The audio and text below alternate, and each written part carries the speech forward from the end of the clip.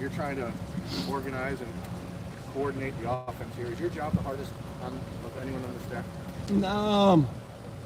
I think having done it long enough, you understand maybe where to prioritize your time, because we have a lot of jobs. One, regardless of whether they play the position or not. I mean, we're basically playing left tackle half the time, and we're playing wide receiver half the time.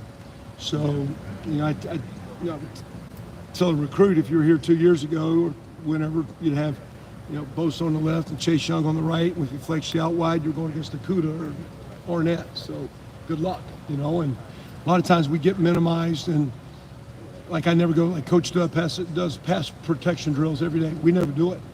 But because we're good athletes, we've got long arms and good feet, we understand the position, when we max out and do some maximum protections, we're pretty good at it because we do it on the punt team. So there's a lot of carryover, but it's a lot of jobs.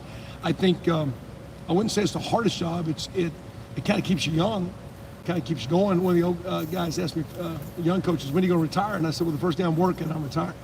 Because you're having fun. I mean, there's a lot of stuff going on, a lot of flying bullets. And then you got guys like G. There's a lot of great tight ends, though, that didn't play tight end in high school. It's big receivers, it's big quarterbacks, it's linebackers, it's DNs. That's kind of the nature.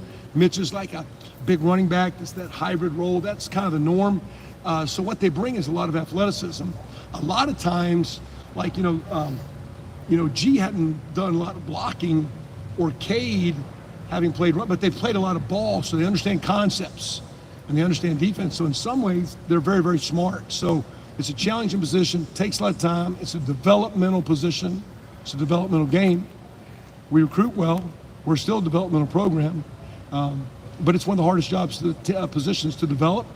But our guys embrace it, and those kids are getting. They're going to come. They're going to be some good players in that group. The best football players on the team. They're unique. You know what I'm saying? They got to do a lot of tasks. So they're kind of like the utility infielder in baseball. The Pete Rose guy that could play third or first or go to second or whatever, and they can play a lot of spots. And there might be a more talented guy that's the most gifted athlete on the team, but they have a skill set where they can do a lot of jobs. And really, that's what, matter of fact, a lot of your best tight ends maybe aren't great at anything. They're good at a lot of things. And that's even what we say, one of our goals to be a tremendous player, a tremendous unit, is just to be good. And then if you're worth a darn, just do it again the next day. And just keep being good and stacking up those days. Kevin, how much do you enjoy that teaching aspect, that development aspect of this position? A bunch. I mean, I'm a line guy by trade. I was a walk-on player myself there in the scholarship, and spent more time at places like Miami of Ohio and Northwestern and IU, where you're developing. But even like at Oklahoma and here at Ohio State, when you're coaching O-line, you're coaching tight ends, it's a learned skill, and it's developmental. And you got guys, what I appreciate our guys are doing there, Jeremy, our guys are buying into practicing every day and showing up. And because it's hard to develop when you can't practice or you don't practice. So our guys are, we always talk about the power of the unit is the individual. The individuals show up, it makes the group strong. As we rotate guys within the group, it makes the individuals better, but the individuals make the group better. Kind of, the wolf in the pack and the wolf kind of scenario there. So, it's run, but we start and run blocking, and then we got blocking the perimeter, and next thing you know, we're hanging on for dear life pass pro, and then you guys get mad because we never throw a ball to them. So, but it's a lot of fun. It's a good spot. Kevin, when you use that line background, and Stud has talked about getting the best five, but Dave's talked about that, what is the thinking behind shuffling through 8 or 9 days of practice instead of maybe trying to get chemistry as early as possible? For the line? Putting them in different spots. Yeah, I don't know. I mean,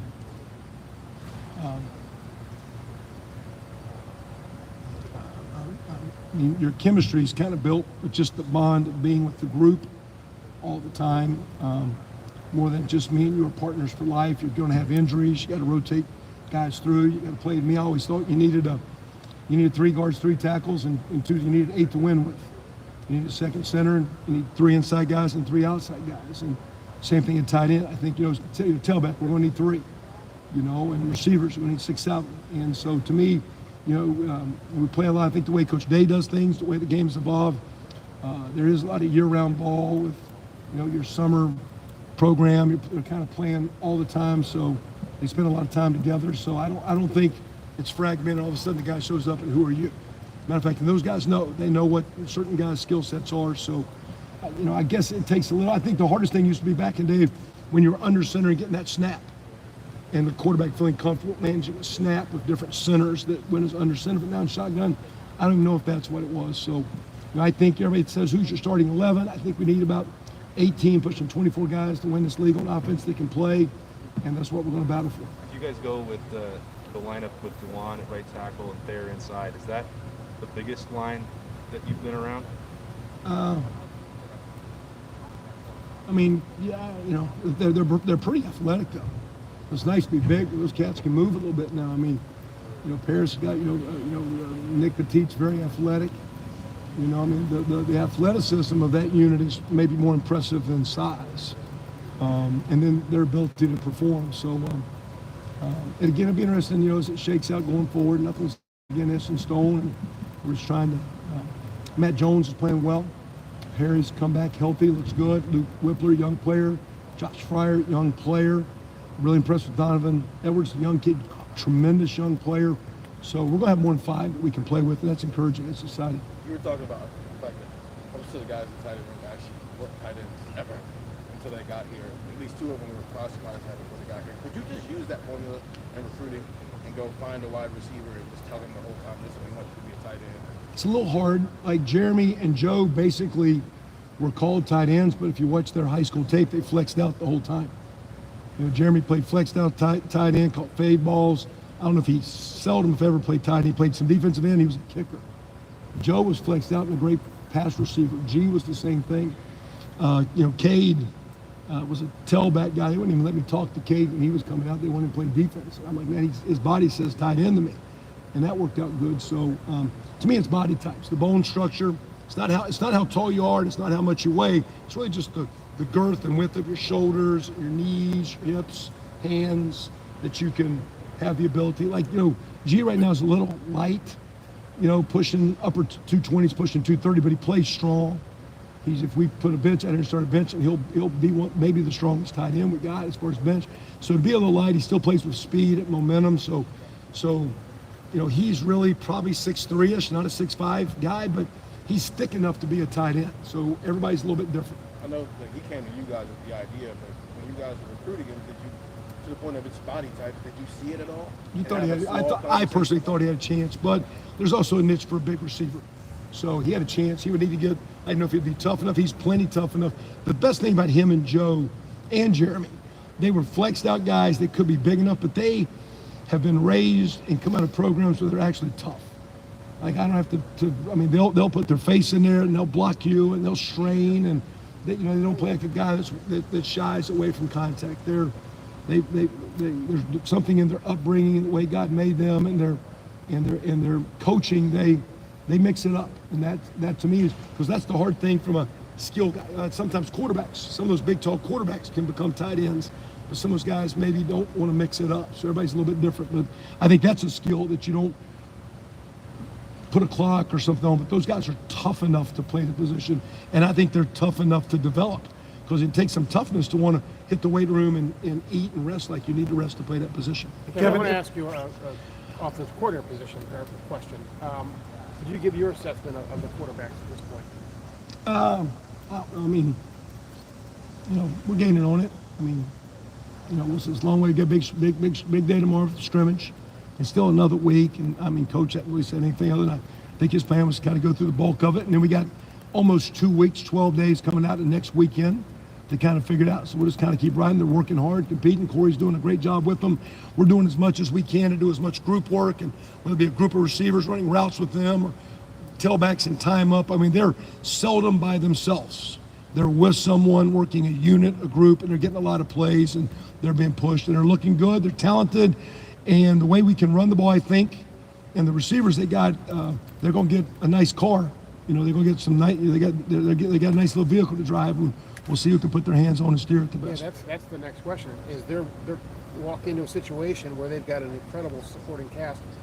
You've had great offenses the last 2 years. What's the potential for this one? It can be really good. I mean, there's some playmakers outside. I think the ability to be interesting. We get in with. You know, last year running back with Master and Trey took us. We did well, but took a little time to get going. Now same deal. We got Master back, but Mine hadn't played that much. We got the young guy in there, and Crowley. So be interested to see if does a running game take off like maybe it can. And that tight end, I mean, don't undervalue Luke Farrell and the job he did in helping that offense last year in the run game and protection and all that deal. I think Cade's going to be fine, but now I got to wear in practice. I wouldn't watch Luke. Now I could count on him to, I put an X on that guy. He's got his guy locked up pretty good, and Cade's doing well. But it'd be interesting to see if we can establish. When everybody talks about balance, to me, unless you're an option team, they're really saying, can you run the ball? So if we can have that balance, if we can run the ball, then I think that car is going to be shiny, and we'll see where it goes. Yeah, Kevin, I asked Ryan Day the other day about the personnel you guys have on hand. Y'all could run, looks like almost any offense through history. I'm talking about you could line up like that, the talent's there to run. Wing T? Yeah, I mean, talent's there to run a wishbone. They'd boo us out. Yeah, but I mean, how do you keep yourself from daydreaming about that with this kind of talent? Like you said, the car this quarterback's going to put his hands on. Well, and then number two, what do you think y'all will hang your hat on? What are the tenets that will definitely be there no matter what? Those are good questions there, Tim, because I think I said this maybe 1 or 2 years ago. We're talking about the worst thing you do as an offensive guy like Coach Day or myself is just keep coming up with new plays and new plays and new plays. You don't get good at anything where you hang your hat. I think we're talking about the quarterback, so I think we come out of this week and next week and we get a feel with this line and running backs and tight end, where can you hang your hat? And are you in the perimeter, are you downhill, or you're zone scheming, gap scheming, man, what are the schemes? You can do them all, but at the end of the day, what are you good at? And you get good at something, as talented as well, we still got to be very repetitive and get inconsistent in our preparation so we're not all over the place. So I think as we go through this next week, you got some moving parts. Those tight ends can flex out and come in. We got 3-4 receivers. Quarterback not as athletic as Justin, so maybe you're not running quite as much quarterback. They all can run, just maybe not as pure a runner or as athletic a runner as Justin was. But I think we go another week. I don't think it's going to look a lot different, but I just think things maybe that get emphasized will come back what those tight ends can do. The passing game, what those quarterbacks really can handle. Not that Garrett and Chris and Jackson can't run those routes, and Julian Fleming and Marvin Harrison and Mecca. Those guys can run a lot of good routes, but what are the quarterbacks comfortable with? We will do everything we can to be as physical as we can. We'll do everything we can to protect the ball and the quarterback, and we'll do everything we can to light it up and score as much as we can, and that's what we're going to try to do. Williams, fans got excited about him. He saw him great runs late last season. What is he showing you guys in workouts and practices behind the scenes to make him consistent and put him in the position? Again, he's matured. He's had a good summer, stronger, looks faster. I think it's difficult for a back like mine because, as Coach Alford said, myself at tight ends, I rotate about every 2 or 3 plays, another guy. I think mine's one of those guys, the more he plays, he can kind of wear on you because it's thick. And if you got into a scrimmage and you got into a 8 and a 10 and a 12 play drive and you really start to mesh, and some of those 3-yard runs go 6 and 7 and 8 and starts popping them. So sometimes probably the way we rotate to keep them fresh, we rotate to see what guys can do. Maybe he doesn't play to his strength. So when you're looking for, he's looked well. I'm sure he would probably say he'd look better if you just could give it to him over and over. And of course, then we do that. Then the receivers are wanting their stuff, and and then nobody complains because the tight ends never catch a ball. But we still have one of the best offenses in college football. So, but he's doing well. It's probably true of a lot of running backs, right? The more they get it, is that going to be? Yeah, I mean, I think some guys can come off the bench a little quicker than others. So like in the basketball game, some guys can come out and light it, and other guys got to play to get in rhythm. And that's a little bit the nature of where we're at right now, because we got to do it to keep them fresh, not just to make it through a 2-week grind of a camp scenario, but to be really good late October, November, when you're trying to make a run to be the best team you can be. So a lot of the stuff we're doing now is for wear and tear, consistency of practice habits, building volume, building our team up, but then really that we can be good for the long haul. And maybe that individually, that makes that guy look a little mucky, but at the same time, he's worked hard. I think Coach Day, I know Coach Alford has confidence in what Mine can do. And the Marcus Crowley's come on, has had a nice preseason camp as well. The 2 young kids, Evan Pryor's actually looking really good, gaining. Trayvon's a great young player, and he got master. It's a veteran. So it's a deep room. It's a good room. How much do you truly know about a running back until they get that 6-8 carry series in a game? Yeah, and really get hit. We're doing, some situations are full go, but you do as much as you can poking at the ball, prodding at the ball. But when the game's on the line, and like you say, as they get fatigued and tired, and confidence level, maturity level. So that's going to be the nature of this team. That's the nature of having a lot of young players. It's the nature of last year with being so broken up with COVID, with missing some of the summer preseason training or the games. So we're very much in a development. We're very, very talented, very much developing, and very much moving forward. And there's a lot of unknowns, With but that we in are mind- practicing well. Yeah. That gives you a chance. And then tomorrow, if there was just one thing that you could get settled, get accomplished coming out of the scrimmage tomorrow, what would it be? I'd like to see us be as physical as we are talented, take care of the ball, because I think every year it's a tough physical game, but you pop the pads. And it's no different than a boxer getting ready for a fight. You got to get in the ring. You got to learn how to protect yourself, how to hit, but take hits. And I like tomorrow to come out and be physical, but be clean and be healthy on both sides of the ball. I'd like to see our guys come off the ball. I'm sure defense will see themselves tackle. We'll see running backs break tackles, guys get them on the ground, but do it in a way that we're very, very physical, but come out in a clean way. So then we can have another strong week. I don't want to get through tomorrow and just see plays, or get through tomorrow. I think tomorrow is a toughness day.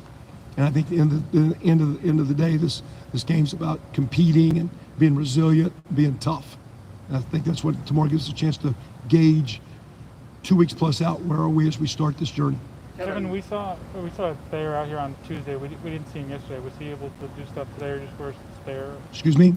We saw Thayer out there on Tuesday, but we didn't see him yesterday. Just how is he doing? Or Good. I just think he's out there been today? limited here for a day or two, but yeah, he's been good. He's looked good. He's played left tackle, but guard. Nick's over there. I think we're trying to get in position where Thayer can play that left guard or tackle.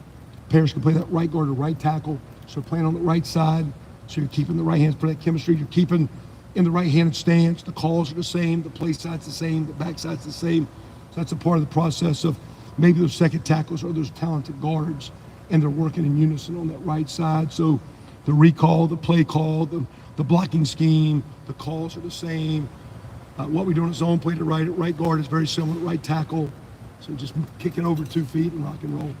Kevin, You mentioned that the quarterbacks aren't quite as athletic as Justin. Well, who is? I mean, besides us two. This is correct. That is very true. In terms of the quarterbacks themselves, like, are they similar enough where you feel like the scheme can be pretty similar regardless of who the quarterback is, or do you have to make a decision so that you can build the scheme around them? Yeah, and I guess Coach Day and Coach Dennis will be much more clear that or detailed or exact, because they're seeing more of everything. But their ability to throw, their ability to run is not far different size. So it's not like, for the most part, we don't have a thing like, okay, this guy's the quarterback and just run these plays, and this guy's we're just kind of running plays. And now we might say, hey, so-and-so didn't do this one yesterday.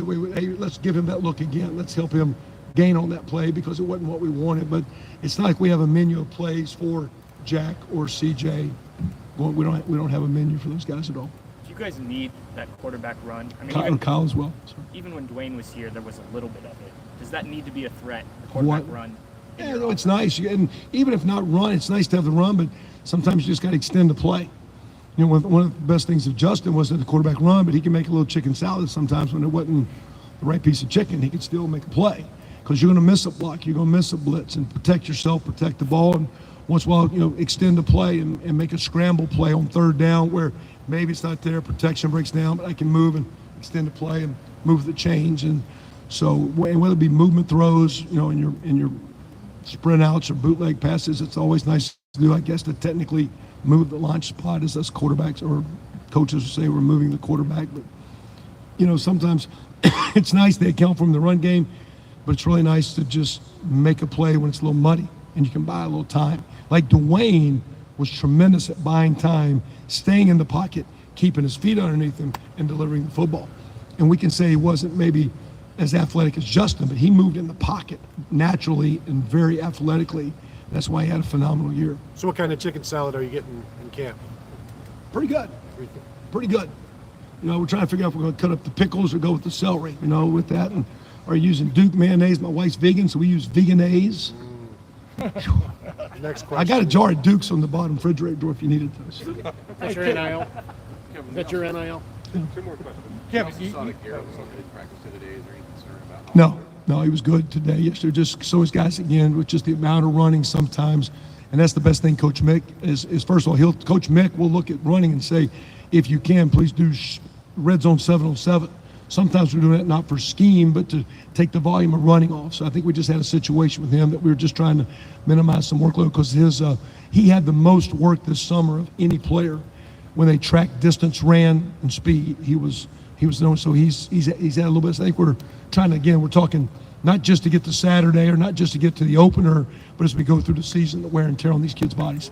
Kevin, you grew up in an era when 2-a-days were the norm, et cetera. 3-a-days. Yeah, 3-a-days, yeah. I would think you looked at preseason camp like, is it ever going to get over? I may be wrong about that, but are you guys getting what you want out of these 1-a-days, the restrictions, et cetera, to get a team ready to play a football game?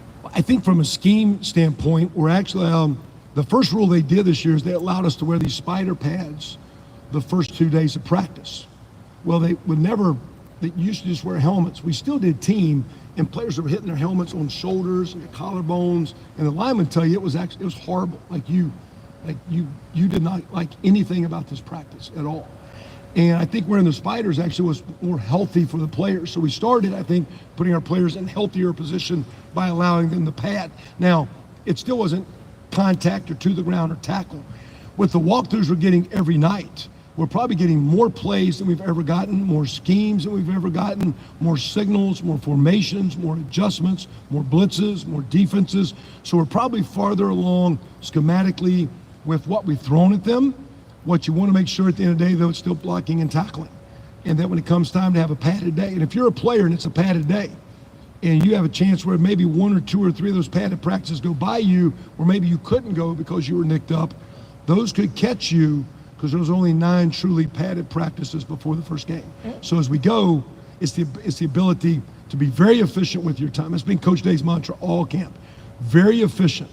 The drill's being done for a reason, and there's purpose, and the time is valued so that we maximize it. If that's the case, we'll be fine. And really quickly, do you consider your room, the tight end room, sort of the Swiss Army knife of this offense? Because, you know, when you look at it, I mean, I'm not slamming anybody, but there seems to be a big difference between Mitch Rossi and Jeremy Rucker, and then G. Scott, like you were asked about a while ago and stuff. Yeah. Does that allow this team to have more flexibility? I mean, To some degree, but when we're really good, G can block and Mitch can catch a route, you know, and K can play in the perimeter and Jeremy can get in the edge. So when it gets that way, and you talk to Swiss Army knife, sometimes we use the Jack Nicholson speech in a room that, you know, we use words like, you know, arc the nose up and, you know, cut off and bender, and we go through the code. We use all because you need us on that wall, because when the tight end is there, he helps the line, he helps the quarterback, and he can make your offense much, much better. And that's our goal. See you guys. Thank you, Coach. Thanks, Jeff. Thanks, David.